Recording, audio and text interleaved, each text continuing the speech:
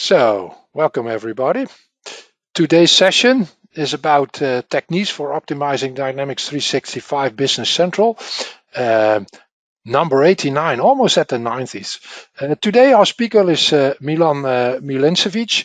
I saw him on the Days of Knowledge in Denmark with this topic, although he tweaked it a bit, updated it a bit, but I was really fond of the things he discussed. And Milan, very welcome, and I'm very glad that you stepped in to pick up this gauntlet which I threw at you, like, would you want to do this? But I'll leave your introduction in a bit more detail to yourself. Of course, the topic is all yours. For those that are new, probably most of you have been here already, but you might know your microphone is muted. You can, however, post questions in the GoToWebinar question window. Feel free to use that as interaction. I mean, there will be time for questions. Make use of that if you want to. I, Luc van Vugt, the moderator of today, will pick it up. And Milan and me agreed that this will be a presentation of different topics, and in between I will pick up questions and post a question that relates to the topic that just passed. So don't hold yourself back by writing down questions. Feel free to do so. The recording is running, so this will be recorded, as you might know, and put on our YouTube channel. You see the link out there. This is a screenshot of one of the pages on our website. Probably it will be on YouTube tomorrow morning after I've processed some part today and the remaining part tomorrow morning. So make use of that. And if you're not yet subscribed to our newsletter, feel free to do so. This is the short URL.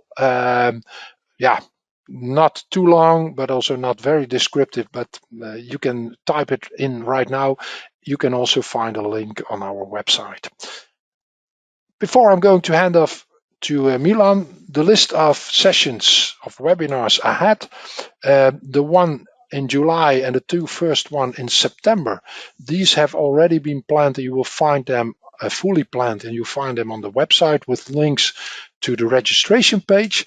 The other two on Monday, September 30 and November 25 have just been discussed last week with Arthur van der Vondervoort, who did this automating code quality session on on Dutch Dynamics community last week, and Christian Lenz did a workshop on the BC Tech Days, and I asked him, could you put it somehow into a session that we could do as an Areopa webinar? So he also stepped in.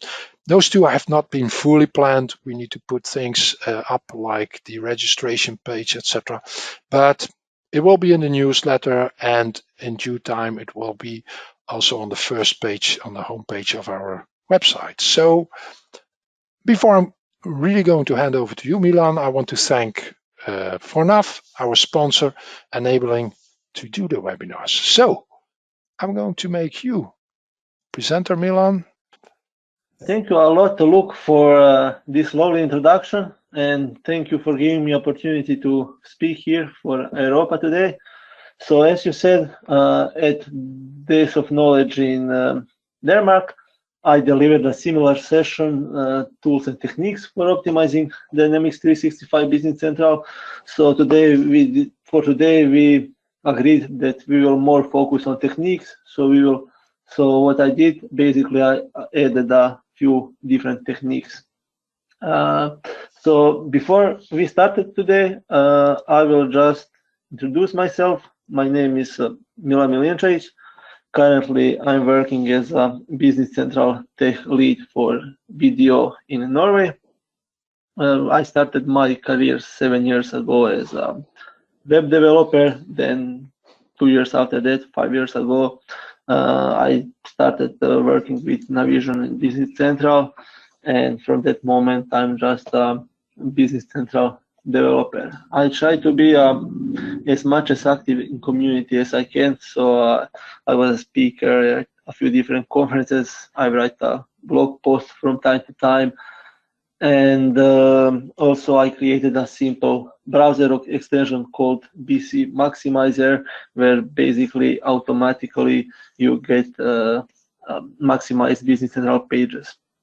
Also, I'm very glad that I can say that together with my colleagues Renato and Marin, we started this source user group in Croatia, where every month we have monthly meetups where people from community talk about different dynamics topics. I think that was more than enough about my introduction. So let's see what we'll talk today. Agenda for today will be that first I will mention some of the built-in data types that comes with a Business Central. Then the only tool that is left from the Days of Knowledge session is an event recorder. Luc said this is a really nice, simple tool, so show it, why not? And other things that I will discuss are async parallel ways of programming in Business Central, included fields, partial records, and then at the end I will just mention a calc-based methods and three-state locking. A very, very useful feature. AL comes with a built-in data structure that have been optimized for performance and server resource consumption, which can help us to keep our AL code as efficient as possible. So some of these built-in data types that I will mention today are text builder, media and media set, dictionary, and list, excuse me. So basically, text builder is a wrapper of .NET string builder implementation. And later in example, I will show how easily you can utilize it. When we talk about media and media set, idea is to use them instead of the blobs. Because when it comes to work comparing blobs and medias, when we use them for images, media is cached on the client. On the other hand, blob is never cached. Thus, it is fetched from the database every time when needed. Other nice thing with media is that thumbnail image is generated. So that means that when showing image on some page, we can use that thumbnail, and then later we can use a page background task to load this larger image asynchronously. And of course, we have dictionary and list data types. Basically, dictionary is unordered collection of key value pairs, and it is optimized for fast lookups of these values. Of course, these keys need to be unique. On the other hand, we should use a list data type if we need an n-bound array.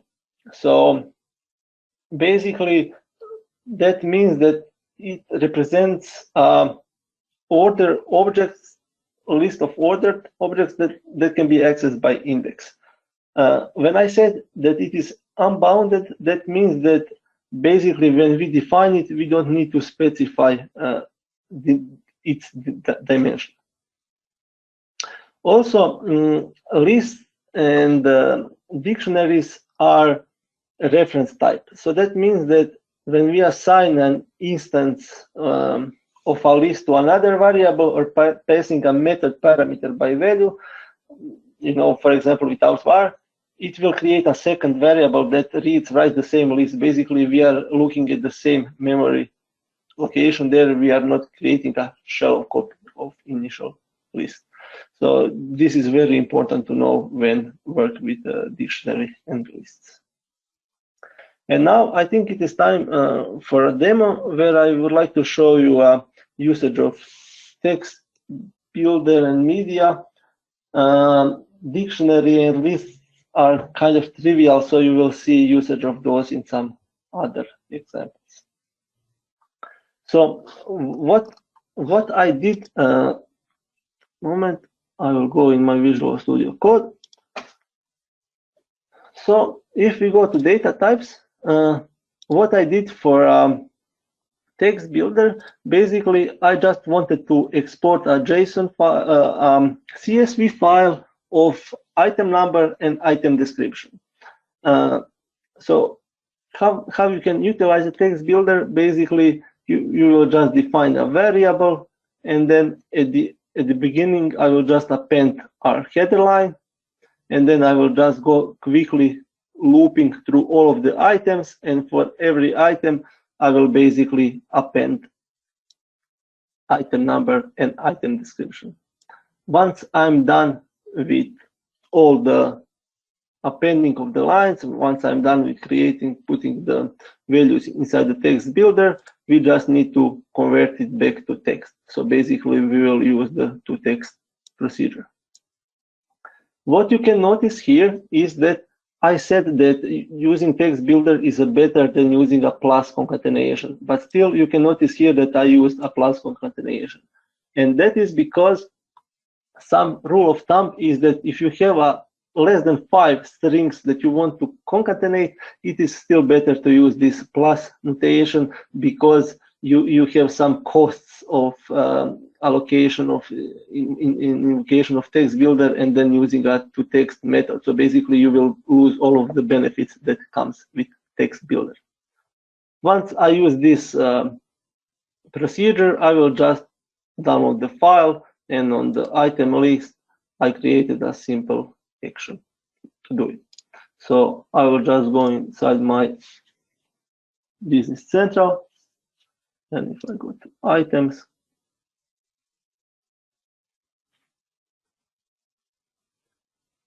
on actions, I will just export item, and you can see that this is very, very fast.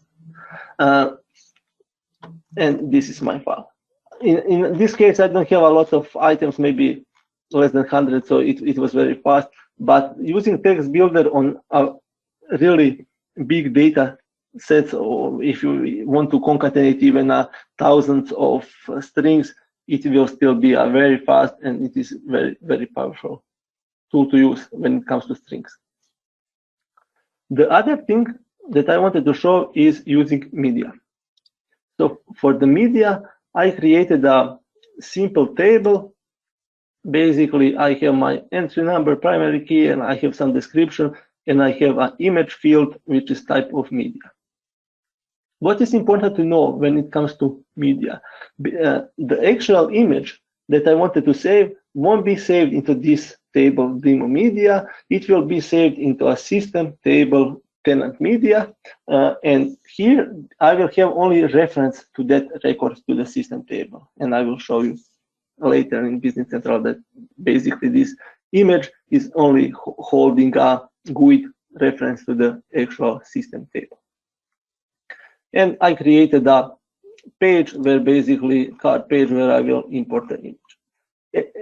As I said, that this media is holding only a reference to the system table where the actual data is stored. That means that in some edge cases, it can happen that we will end up having data which is unreferenced.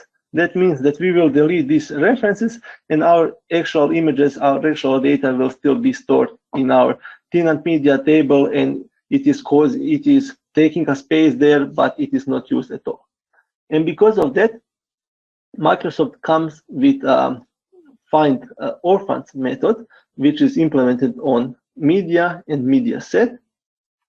And that means that basically what we can do is we can use like orphans, find orphans, where we will get a list of all of these GUIDs of all of this data which is unreferenced.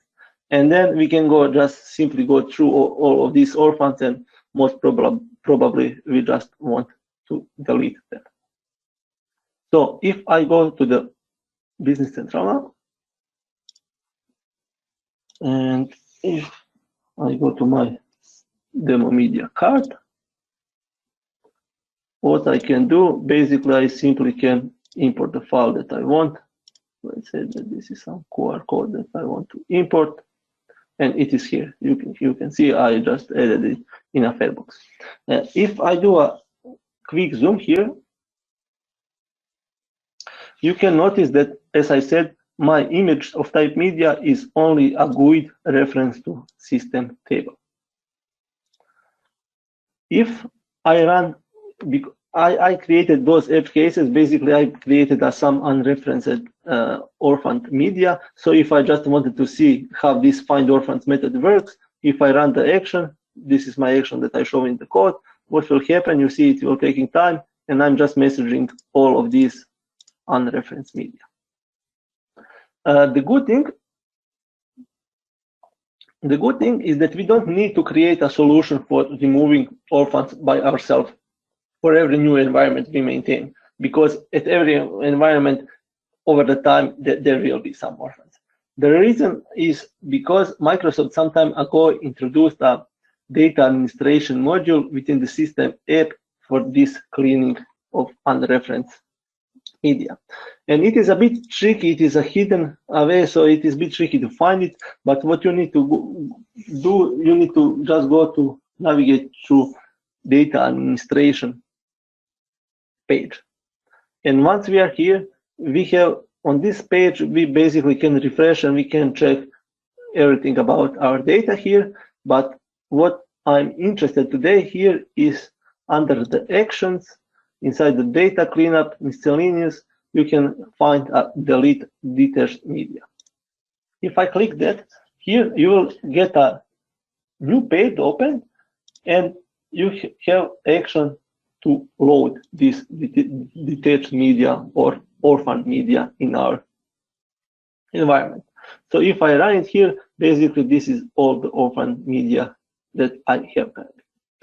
For me, what is the most useful action here that we have on this page is this action where we can schedule a cleanup task. Basically, this cleanup task in the background will create a scheduled task to delete all of these orphan media. In the background, system will just run the standard code unit called media cleanup runner. And it doesn't make much sense to every time to come to this page and to run this. So maybe the better idea would be to just create a job queue with this standard media cleanup runner, basically every now and then, just to run it, just to delete unreferenced media.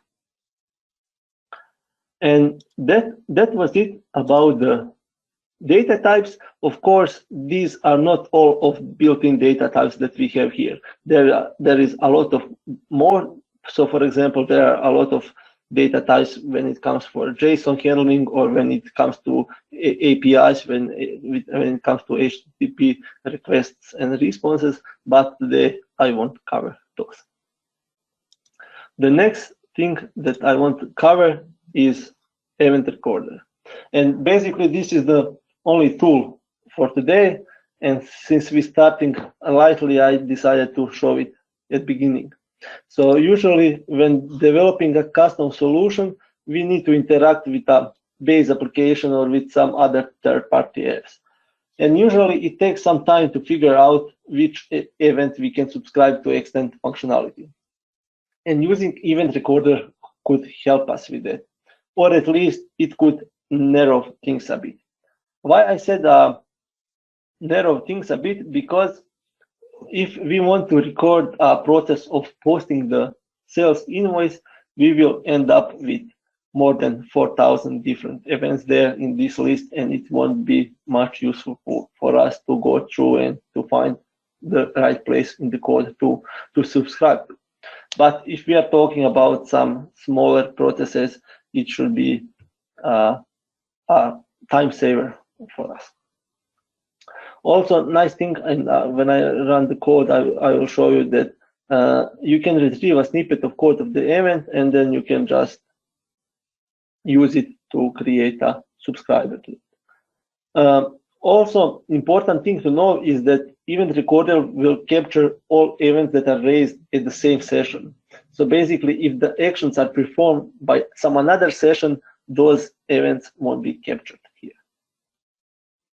And all of these events that are captured, it will be ordered like in the order how they actually appeared.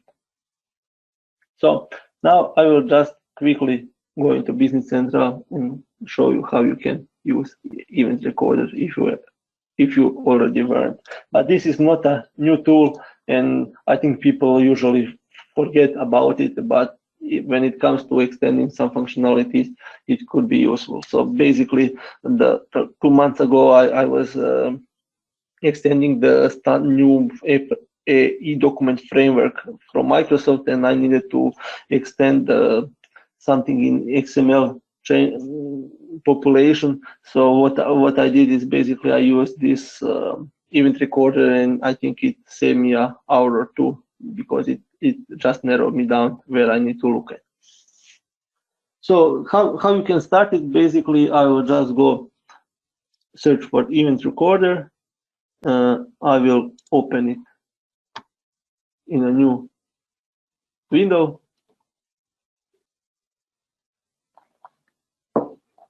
Once it is open, I just want to start recording events.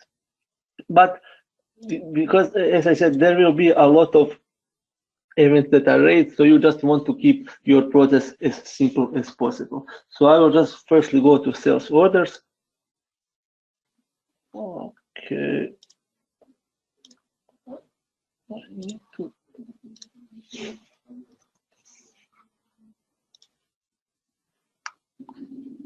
I didn't realize that the one waiting was blocking it.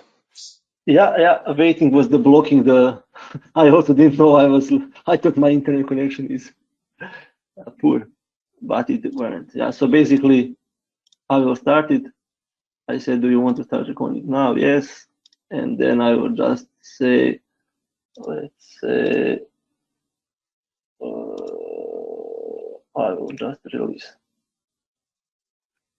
Once sales order is released, I just want to stop event recordings, and you see, even for this releasing the sales order, I have 296 different events recorded.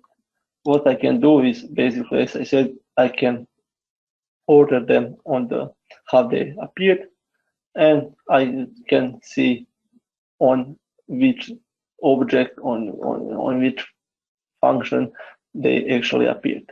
This snippet thing that I mentioned, basically you can click here on get AL snippet and you will get the snippet, but of course it is not completely useful because you can notice here that parameters of my procedures are empty. So you can copy it, but still you need to go into the event to see, event publisher, to see what parameters are passed.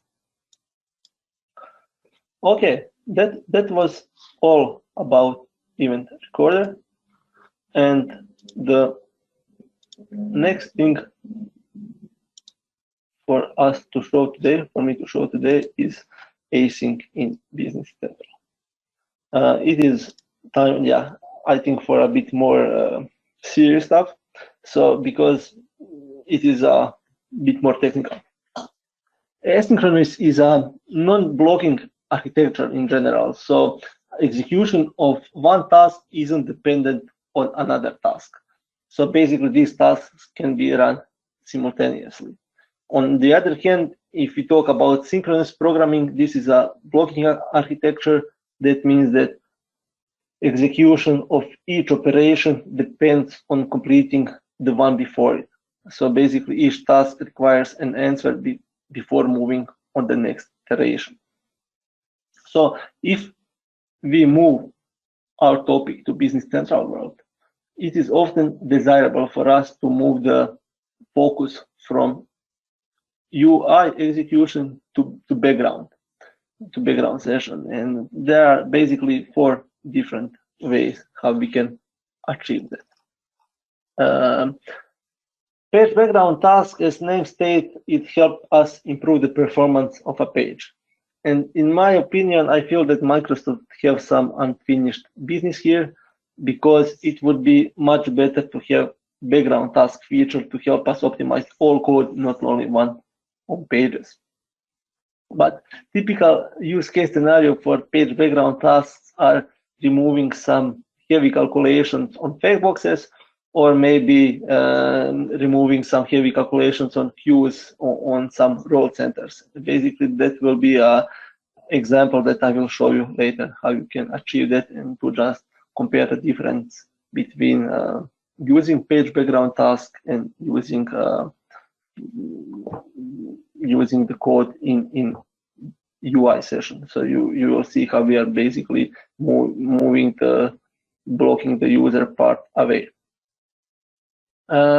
So how background tasks work? Basically, you can imagine that our session that we started is the parent one, and then page background tasks will be inside a child session, and this child session will basically be one processing some logic in background. After this child session is done, it will just return the results back to our main session. What is important to know, and this is really also important, is that this child session, that when it comes to page background task, it can perform read-only operations. So basically, we cannot do any modifications. We cannot do write operations on data. Also, these results that I can pass back from parent session to child session, or back from child session to parent session, are in dictionary format of text and text, and you will also see that. What can happen is, for example, that in the middle of this background task calculations, user can close the Business Central. What will happen in the background? Basically, Business Central will recognize that, and it will just cancel the task automatically. The start session, on the other hand, it basically, as the name said, it starts a session without a UI and runs the specified code unit. Important here to know is that session is started on the same Business Central instance from which the method is called. So basically, the session executes the code using the same user credentials as our main session. Also, maybe we aren't aware of that, but each background session has the same impact on the resources as regular user session. In addition, it takes time and resources to start each background session. And because of that high cost of starting session, it is a recommendation to not use it for smaller tasks that occur often. Other two ways of working in parallel in Business Central are task scheduler. Basically, it is a complex data type for creating and managing tasks.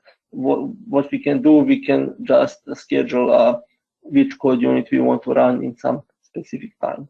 Job queues are similar. I mean, we all know about job queues, so I won't talk much about this. Basically, we have a page from where we can schedule and run specific reports or code units. Maybe also to mention here is that what happens often for us is that if you are a delegated admin, you can schedule a job queues, you can create them, but you cannot start them. Only administrators and licensed users can run them.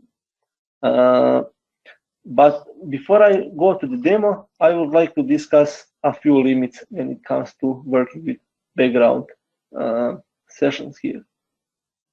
So if we want to have a max concurrency, that means that maximum number of background sessions per environment that are processing something at the same time, it is 10. So after that, if occurs that system needs to process more background sessions, it will be put into a queue. And this queue can be of the length of 100.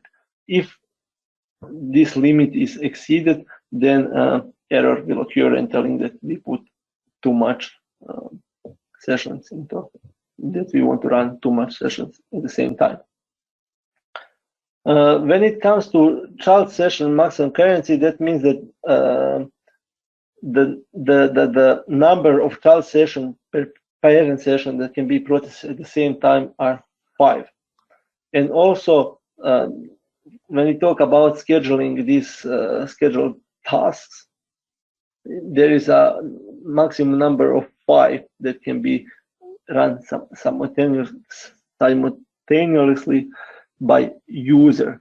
That means that this limit is not per environment, that one is per user. Okay, and now let's just go into a Visual Studio Code where I will show you what I wanted to achieve. Maybe this time I will first go to the client, show you the difference between using page background task and not, and then I will go in the code to show you how I achieved it. So what I did, basically, I created two different role centers. These role centers are simple. They have only two queues for telling us how many posted sales invoices and posted sales credit memos we have. One role center will be used, will calculate the number of these posted invoices and credit memos as a background task, and the other one will be in without background task. It will be in a parent session. So if I just switch my role center to this without background tasks,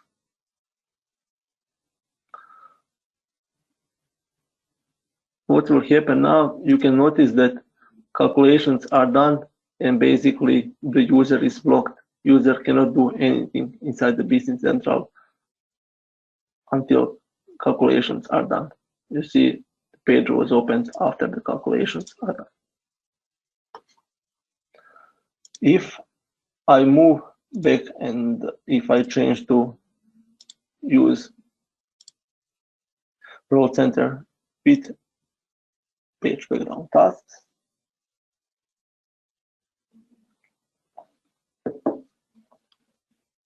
you can notice calculations are done, but my page is open and basically we are not blocking the user. We can do whatever we want, and once calculations are done, the result will be shown in a page. So it is a much better way of doing heavy calculations like this one. So if we go to the code to see how we can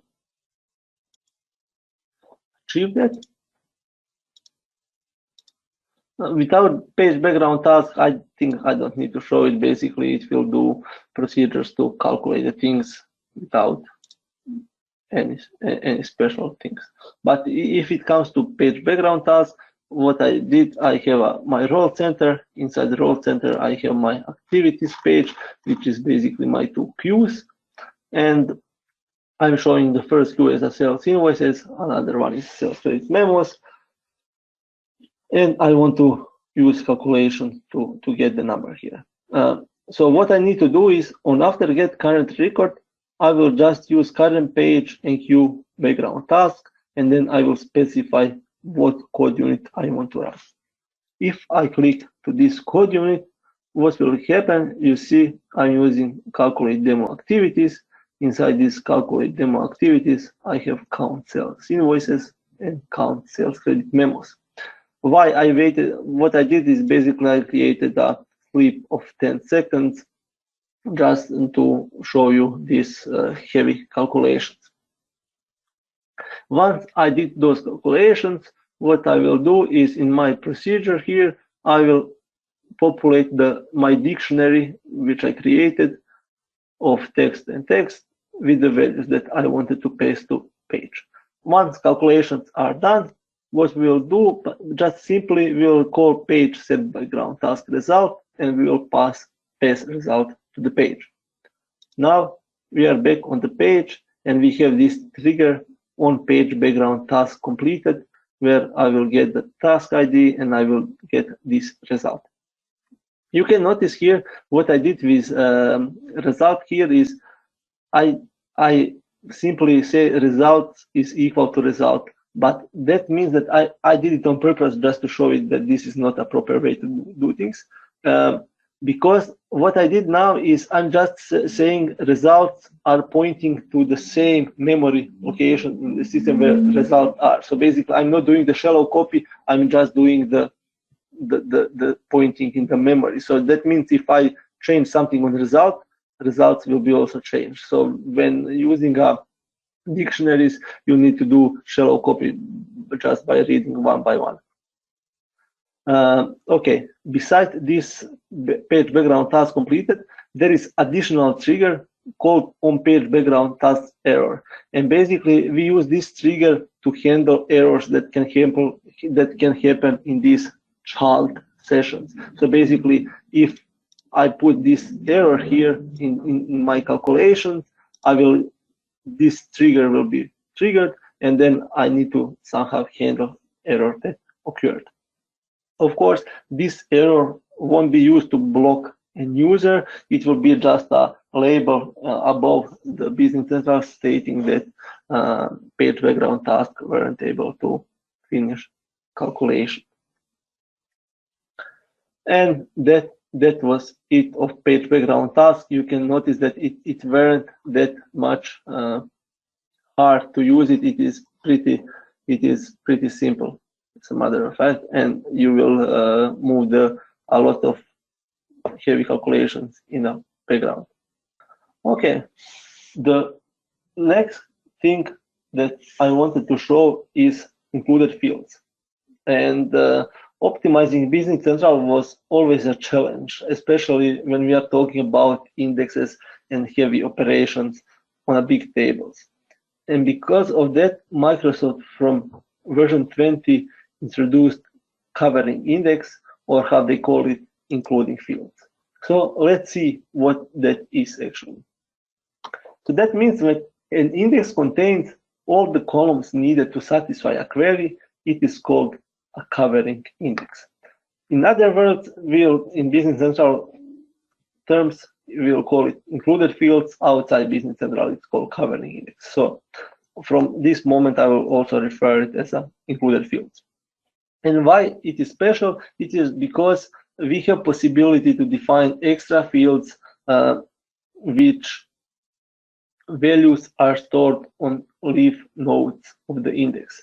And because of that, our index will be able to return completely all data needed by query. So when we are creating a query, the database engine won't need to go to the actual table to read the data. It will be able to serve all data from index. And these included fields are a very good alternative when it comes to SIFT indexes, because we all know that since SIFT indexes are based on indexed views, and that means that every write operations that we have into our table, like inserting, modifying, deleting data, we need to maintain this index view as well. And this could be easily a heavy operation. And because of that, with SIFT indexes, we have very fast lookup of values of the sums that we need, but all of these write operations will not be so efficient. When using included fields, this fetching data will be much faster than without an index, but still it will be a bit slower than using the SIFT. But on the other hand, maintaining this index is much lighter, and it is much easier than maintaining completely indexed view. So as I said, if you need to get data, but it doesn't need to be like in terms of milliseconds, included fields are a very good alternative for SIFT, and you will check that. I will show you in example. But before I go to the example, I will just simply show you how we declare included fields. Basically, what we had before is we will define all of the fields in our key. But with included fields, we can just add these extra fields in part of this included fields part of the key. And that way, these included fields will be stored on leaf node of the index. That means that maintaining this key 2 is much lighter and much simpler than maintaining the first index. Also, we need to be aware that putting a lot of indexes here, a lot of fields here, will affect performances, and then again we will lose the benefits that we wanted to achieve in the first place. So I will just go into the code, show you my custom table that I created and populated a with a 5 million of records, and then I will just show you how running a page on based on this table with a flow of fields is much faster with included fields than without the property index.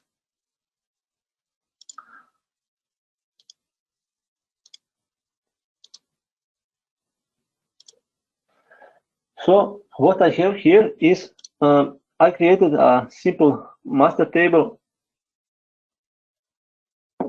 called car. I don't have anything special here. I have only car name and car number.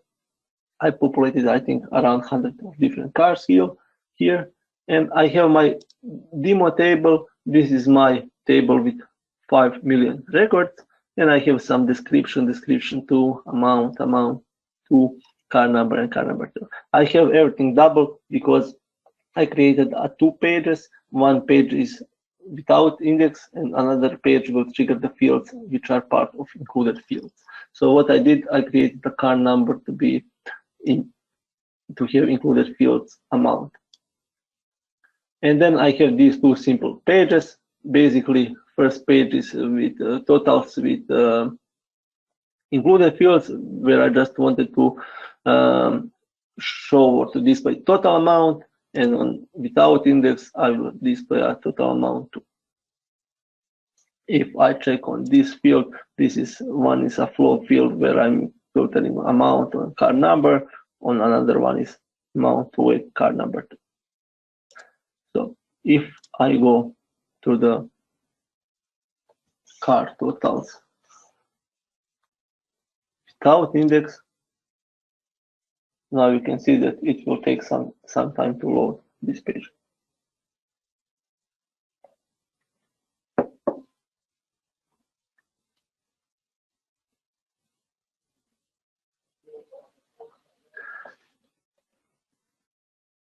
Okay, and I have first 50 of records. I will not scroll down because it will take another half a minute to load them.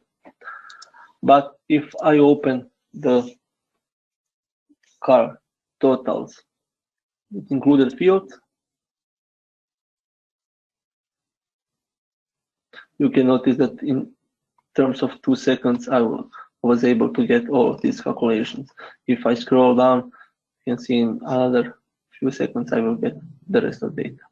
Of course, as I said, this would be faster with a shift index, but as a matter of fact, creating additional records in demo table is much faster now when we don't need to maintain this indexed view. Next thing that I wanted to show today is partial records. Basically, I think that all of us heard about partial records inside the Business Central, and I hope that you are using them. And one of the actually good use cases is creating queries with a partial record, and that way you will be able to trigger the included fields if you need some calculations. Because with partial records, you can just load a subset of fields from data source, and that way included fields can serve you for all data that is part of the index. Of course, without using partial records, the runtime will load all normal fields when accessing data source. Here we can just define what fields we want to load.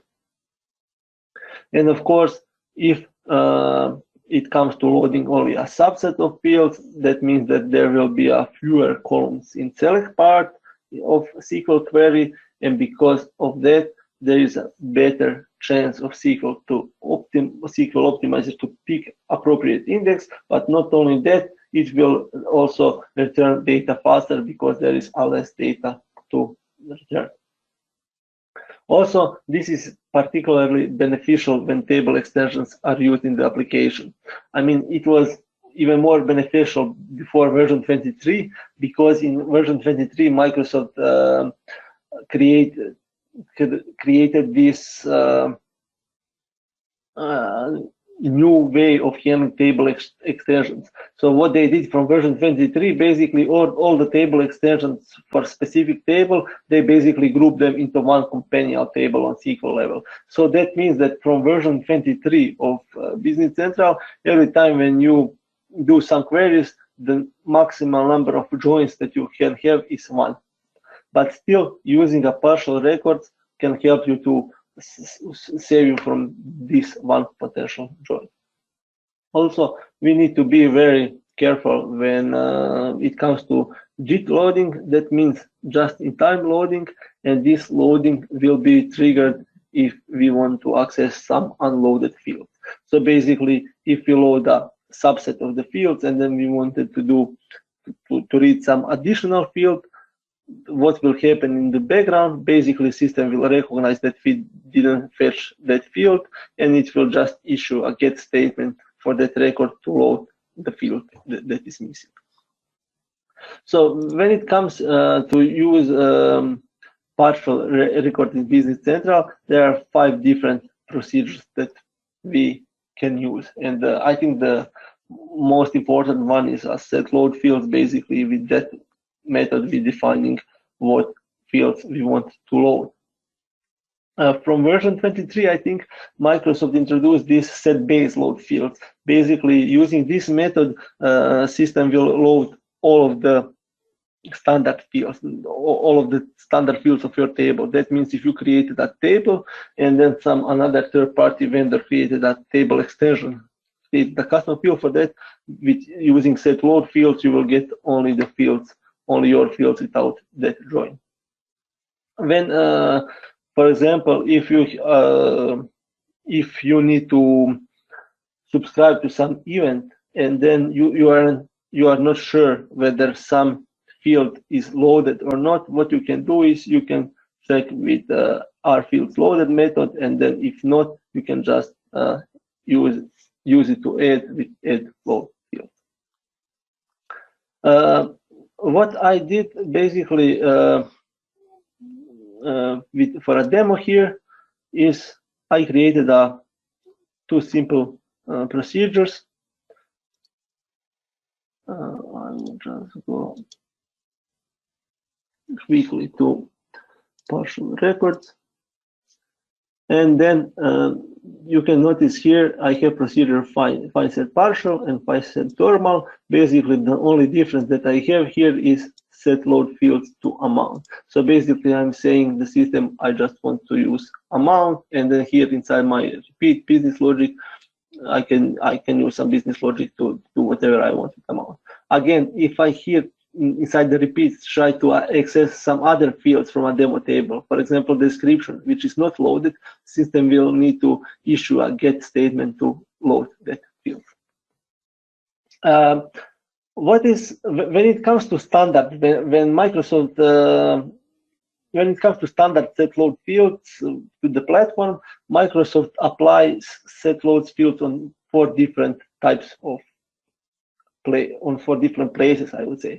So first one is reports, then it also applies partial record on all data pages and on list or list part pages.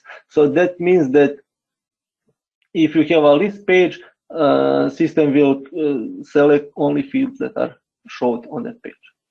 Back to this example, I have these 2 procedures, and if I go back, this is basically my demo table that I show in index part. And if I go back to presentation, what I wanted to show you here is this part. So basically, if we are not using set load fields, select statement to this to our SQL will look like this. Basically, we will load all fields that are in this statement. In additional case where I just defined amount to be loaded, it will load all of the primary key fields, it will load my amount, and it will load the system fields from the table. And as you see, the return set is much lighter, and because of that, it is also much faster to use set load fields. So I would say wherever you can, or I think on almost every get or almost on every find set, there is a possibility for you to use set load fields, and I think you will benefit from it. The next thing that I want quickly to show you is a calc methods. Basically, the AL methods such calc fields, set auto calc fields, and calc sums are good to use when it comes to retrieving data from database and to request these calculations of flow fields, I would say. But we need to compare calc fields and set auto calc fields. Idea here is to always use set auto calc fields, because set auto calc fields set the flow fields that we want to specify to be automatically calculated when the record is retrieved from the database. And because of that, if we have a sum, I will just go in the code to show you. I think it will be easier for you to see the difference and to see why the set auto calc fields is better. So if I go to calc management, idea here is that if you are using calc fields and you want to repeat all of the customers, for example, what you need to do is basically inside every repeat, you need to calculate it again, and again, and you are issuing potentially more SQL queries, SQL requests. But if you are using set auto calc fields, you are defining that before find set, and then inside the repeat loop, you already have this balance calculated, and you can change and do whatever you want to do. I will not run these procedures now from the client because we are running out of the time, and there is additional thing that I want to show you today, and this is a 3-state logging. This is a very important feature and maybe one of the most important features Microsoft introduced in last period of time. It is introduced in version 23 of Business Central, and the big changes are when it comes to logging and how Business Central generates queries. But maybe before we talk about 3-state logging, we need to understand the old model, or how they call it now, 2-state logging. And in order to understand 2-state logging, I think that we need to discuss a bit logging in general. So basically, database logging control access by multiple users to the same data at the same time. To protect transaction against other transactions modifying the same data, the first transaction put a lock on the data, and this lock remains usually until the transaction is done.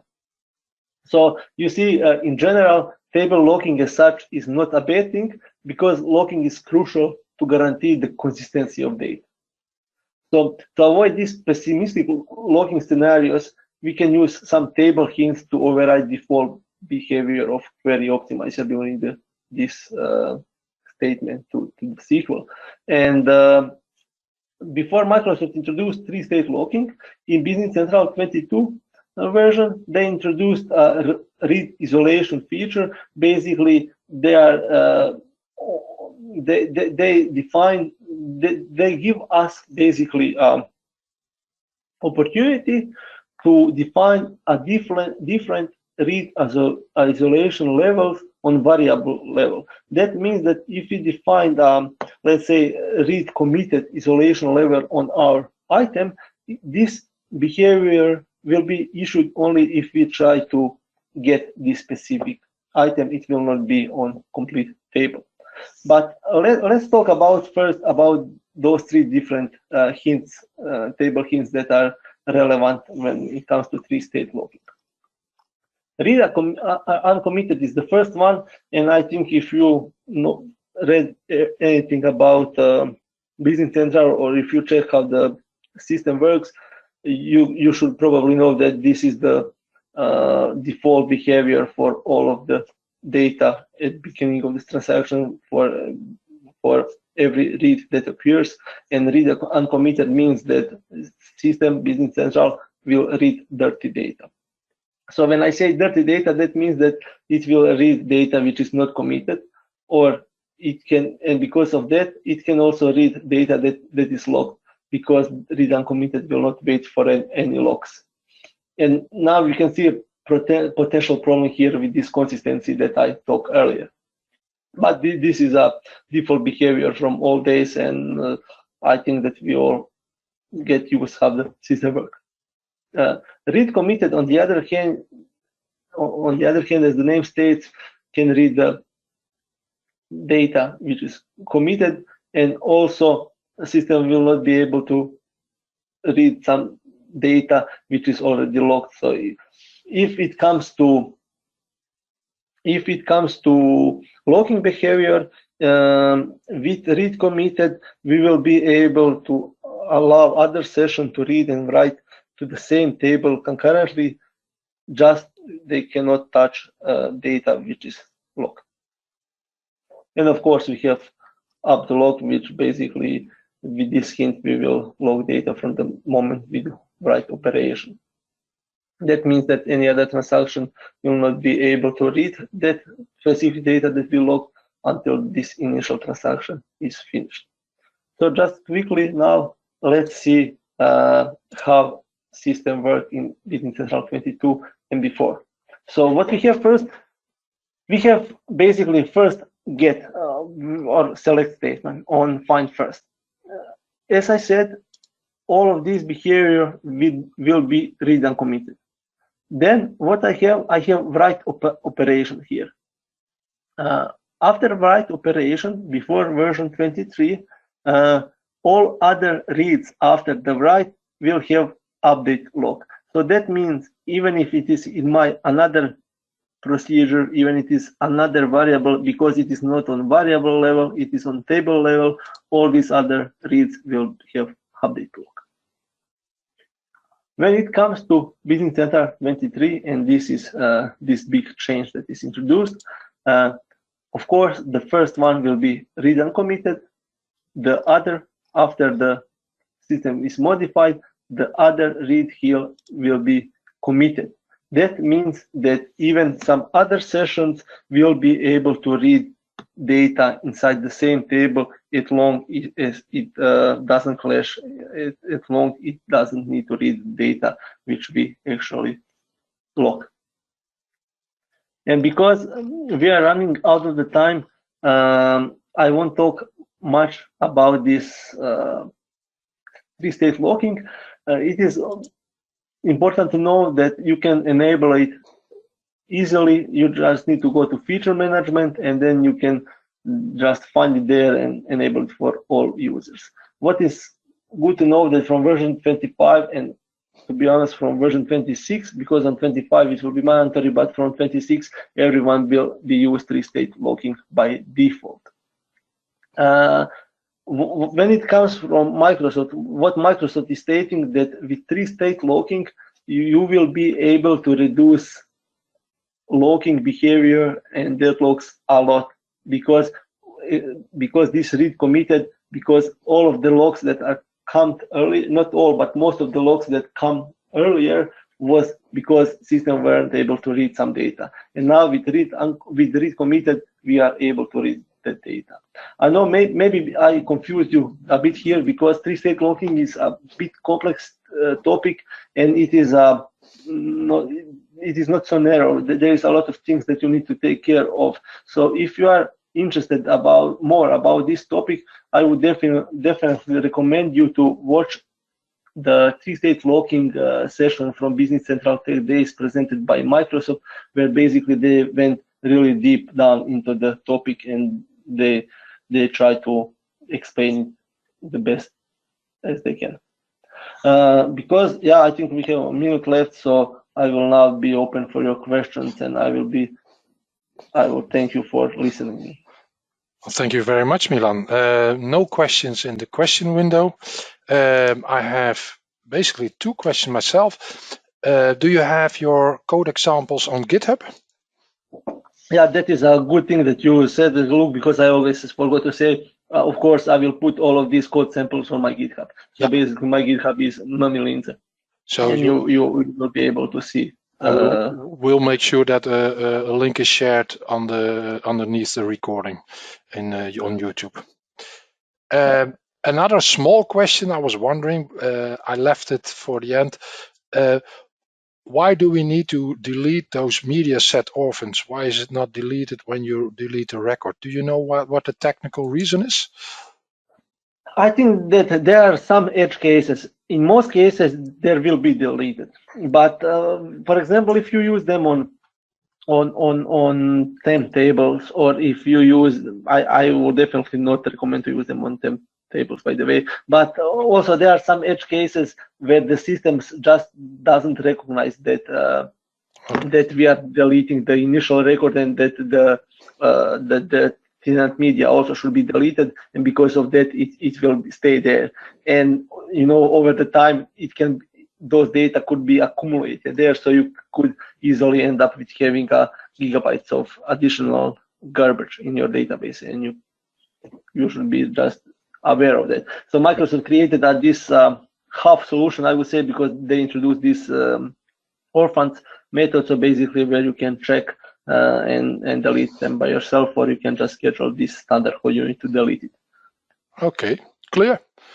I'm going to thank you very much, Milan, for doing this. And yes, we're a little bit over time, so we have been hijacking a part of the attendees here. Thanks for staying with us. We're completing for today, so have a good evening, remaining part of the day anyway, and a good night, and hope to see you in 2 weeks' time. Thank you all.